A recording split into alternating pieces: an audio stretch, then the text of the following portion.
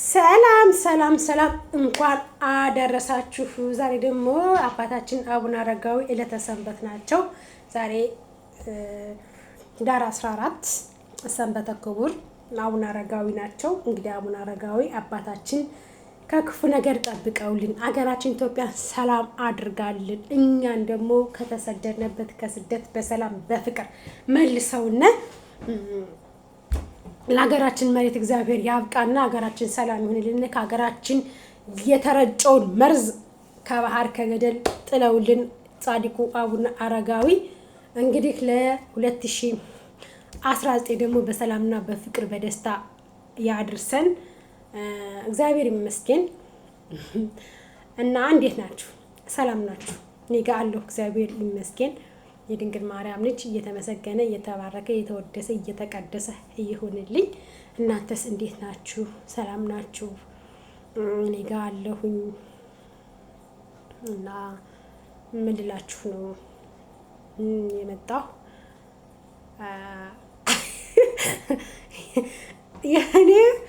እኔ ማለት ነው ስልኩን እጠቀምበታለሁ የገዛሁት ልጠቀምበትና ሶሻል ሚዲያ ላይ ዘወር ብዬ ምን ተሰራ ምን እንደተካሄደ ለማየት ነው ስልኩን የገዛሁት። ስልኩን ልንተራ ሰው አይደለም። ምክንያቱም አጀንዳ አታጭም እንዳትሉኝ ነው ማስጠንቀቂያ እየሰጠኋችሁ። እና አሁን ዳጊ ሮያል የሚባለውን ታውቁታላችሁ?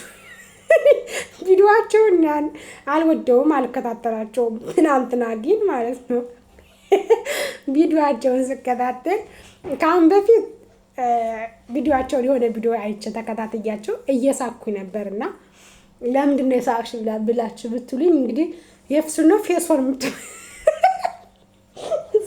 ሴቱ ቅጣቷል። ዘንድሮ እኮ ድንግል ምስክሬቱ ነው። ሴቱ ቅጣቷል።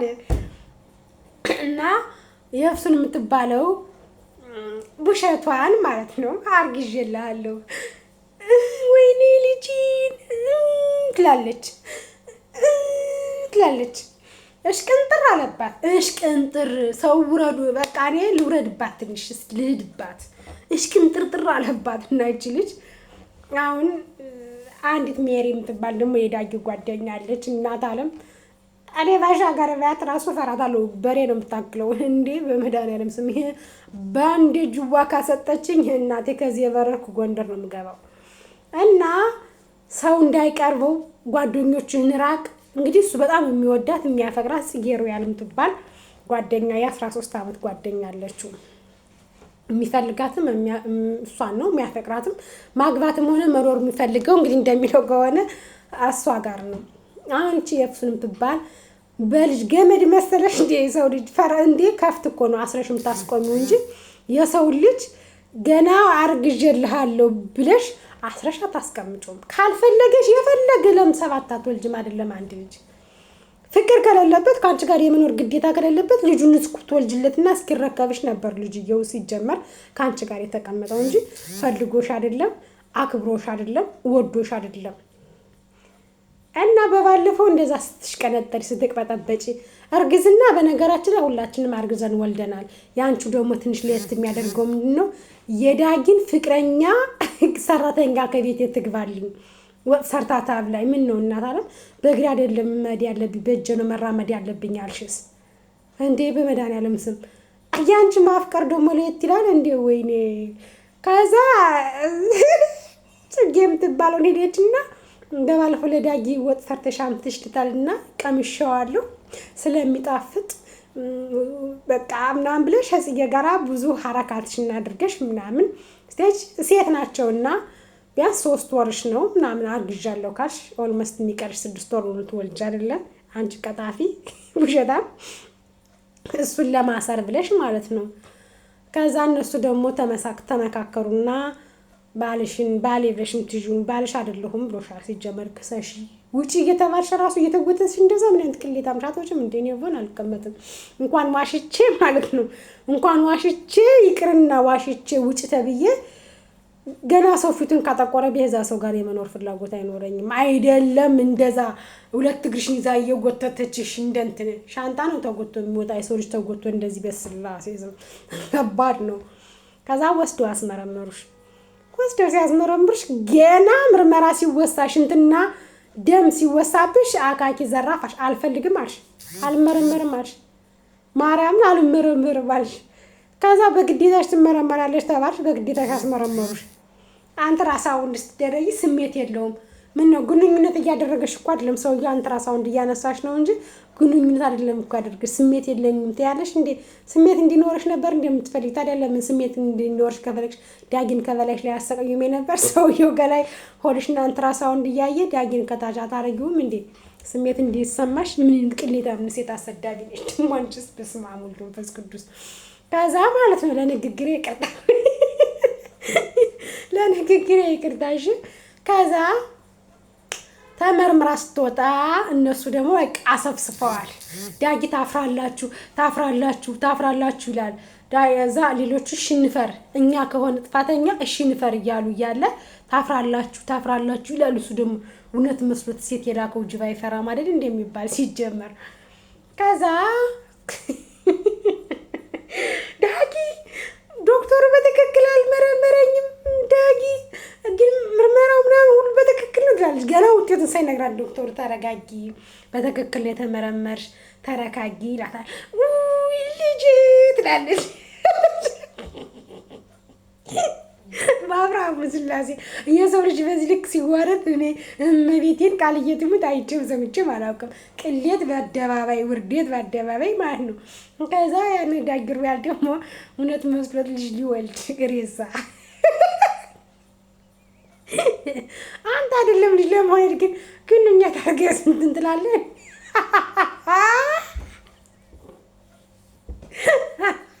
ወይኔ በቅዱስ ሚካኤል ስም።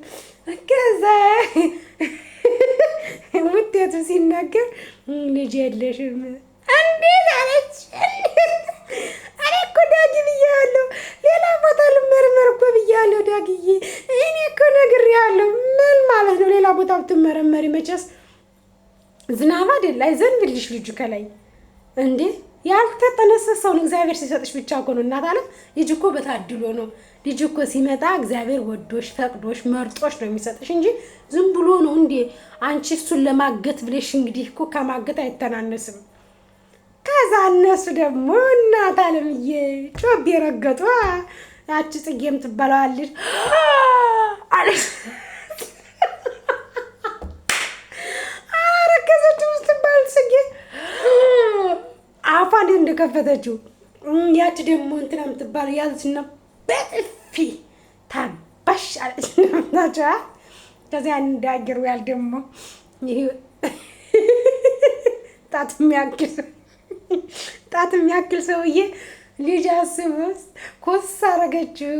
እዛ አስወጡልኝ እያለ እየበረረ ከቤት ሄዶ እቃዋን ሻንጣዋን ሲያስወጣላት ይች ልጅ ደግሞ አስባበት አልማበት ስለመጣች ምን አለችው? 3 ወር ወለድኩም አልወለድኩም፣ አረገዝኩልህም አላረገዝኩልህም 3 ወር አብሬ ተቀምጫለሁ። ስለዚህ ትዳሬን አልፈታም አለቻ። እንዴ ትዳርሽን ማጥፈሽ ለምን አልፈታም? 3 ወር አብረን ተቀምጠናል። በቃ ባሌ ነህ አስገድዶ መድፈር ይሉሻል። ይሄ ነው አስገድዶ ባል ማድረግ። ወንድ ልጅ ነው እንጂ ሴትን አስገድዶ ሚስት ማድረግ የሚችል በአሁኑ ሰዓት ደግሞ በ21ኛው ክፍለ ዘመን አይደለም ሴቱ ወንዱ ማስገደድ አይችልም። እናት አለ እንዴ ድሮ ፋሽን ለልጅ ተብሎ ለልጅ ብዬ እኮ ነው። በእርግጥ አዎ ልጅ ነው። ትክክለኛ ካረገሽ ከወለድሽ ግዴታው ነው ልጁን የማሳደግ የመንከባከብ የእሱ ግዴታና ኃላፊነት አለበት። ነገር ግን አንቺ በውሸት በዚህ ልክ ወይኔ በስማ አንቺ ታድለሽ ጎበዝ ነሽ። ግን ከዛ እች ልጅ አልወጣም ሻንጣን ቢጎትቱ ምን ብሎ በጭራሽ ከቻልክ አንተ ውጣ ቤተሰቦቼ ይገሉኛል እኔ አልወጣም። እሷው እንግዲህ እሷው 8ኛው ሺ እንዴት እንደቀረበብን እንዴት አንጃቦ እንደመጣብን ዳመና መስሎ አለ ልጅዶል የመጣብን እና የሰው ልጅ በዚህ ልክ ራሱን ማዋረድ ራሱን ዝቅ ማድረግ ራሱን ወደታች መስደድ ማለት እኔ እንጃ በጣም ከባድ ነው። እመቤቴ በምታውቀው በጣም ከባድ ነው። ነውር ነው። ማርያምን ነውር ነው። ራስሽን ማስከበር አለብሽ። አንቺ የብሱን የምትባይ ውጭ ከተባልሽ ውጭ በቃ እንዴ አላገባውሽም ክሰሽ ያለሽ እኮ 80 ያለን ወይ ተፈራርመናል ወይ አለሽ እንዴ ሳትፈራረሚ 80 ሳይኖርሽ ባሌ ነው ብለሽ ድርቃለ እንዴ? ኧረ በግድ ኧረ በስመ አብ ወወልድ ወመንፈስ ቅዱስ። ምን አይነት ዘመን የደረሰ ምን አይነት ዘመን ነው? ዘመን ያከታታ ነው አሉ። እና ራስሽን ማስተካከል ግዴታሽ ነው። ራስሽን መጠበቅ ግዴታሽ ነው። ግዴታሽ ነው። ውዴታሽ ነው። እና እባክሽ ፕሊስ ስነ ስርዓት ያዥ። በአንዳንድ ቅማላም ሴቶች ሁሉ ሴት እየተሰደበ ነው። በአንዳንድ ሱሪያቸውን ከስር ቂጣቸው ዝቅ አድርገው በሚያስሩ ወንዶች ሁሉ ወንድ እየተሰደበ ነው። ፕሊስ ስርዓትሽን ያዥ። ሴቶቹ ስነ ስርዓታችሁን ያዙ። እንዴ ምን ነው? ኧረ በስመ አብ ወንድ ባልጠፋበት እንዴ አንዱ በመተት ካንዱ ላይ ጥልጥል ብሎ በቃ ትዳር ካልፈረሰ እኔን አስፈቅደኝ እኔ ነኝ ሐራጊ ፈጣሪ ይላል። አንዱ ያላረገዘውን እኔ አርግዣለሁ ሚስቴ እኔ ነኝ ሚስትህ አንተ ባሌ። እንዴ በግድ እኮ የሚሆን ነገር የለም። ሰው ሲያፈቅርና ሲወድ ብቻ ነው አብሮ መኖር የሚችለው። ማቤቴ ኧረ ባርሴማ ሰው ላይ ሲወድ ሲያፈቅር ነው እና አብሮ መኖር የሚችለው ሲወድና ሲያፈቅር ነው። ይሄን አውቃችሁ እንድትገቡበት። ለማንኛውም ውድ ተመልካቾቼ ሰላማችሁ ብዝት ትርፍ ይበልልኝ። እኔ ደህና ነኝ፣ እግዚአብሔር ይመስገን። በዚህ አጋጣሚ እወዳችኋለሁ። አይላቪ